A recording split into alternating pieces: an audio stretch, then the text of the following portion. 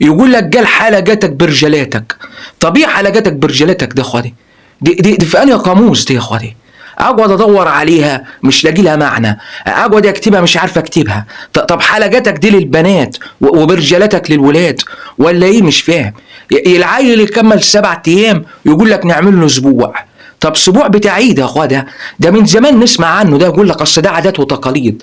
طب عادات وتقاليد مش نفهم ايه الموضوع طيب؟ ولا نجري وخلاص ونعمل اي حاجه زي الناس ما بتعمل. الاسبوع ده لو رحت كل واحد ياخد له كيس في شويه فشار من السنه الماليه بتاع السنه اللي فاتت مركون يا اخويا، تاكله عامل زي اللبان ما بيتبلعش، ناشف، ما تعرفلوش ناشف ولا طار ولا تعرفوا ماله ده. وعندك الفول السوداني اللي بيحطوه ده اخويا بيبقى معطن كله. طب ليه؟ طب تاذيني انا ليه؟ طب اخويا عامله ليه انت السبوع ده؟ فهمني يا اخي. كوبايه المغات يا اخي اروح اشربها يا اخي، ما بتبردش كوبايه المغات، احطها على جنب شويه قلت يمكن تبرد عشان اشربها.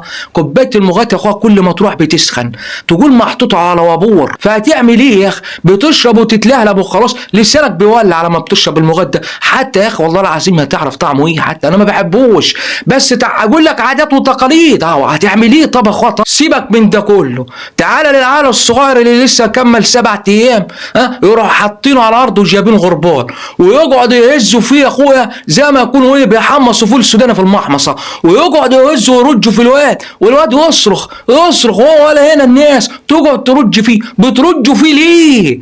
بترجوا في العائل ليه؟ ده هو نازل طاحونه بعيد عنكم في الدنيا دي، الدنيا مليانه.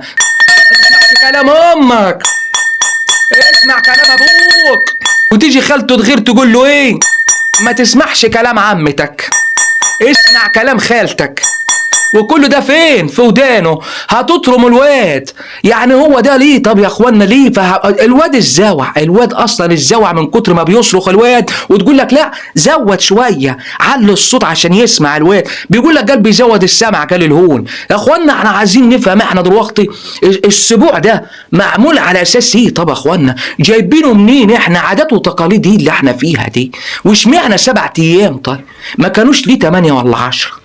فهموني انا دلوقتي ال7 ايام دول. لا وتيجي قال في الاخر قال ايه؟ قال تروح مخطيه عليه قد ايه؟ 7، كله 7 يا اخويا. عايزين نعرف احنا ما كانوش 5 ليه عشان يبقى 5 وخميسه مثلا.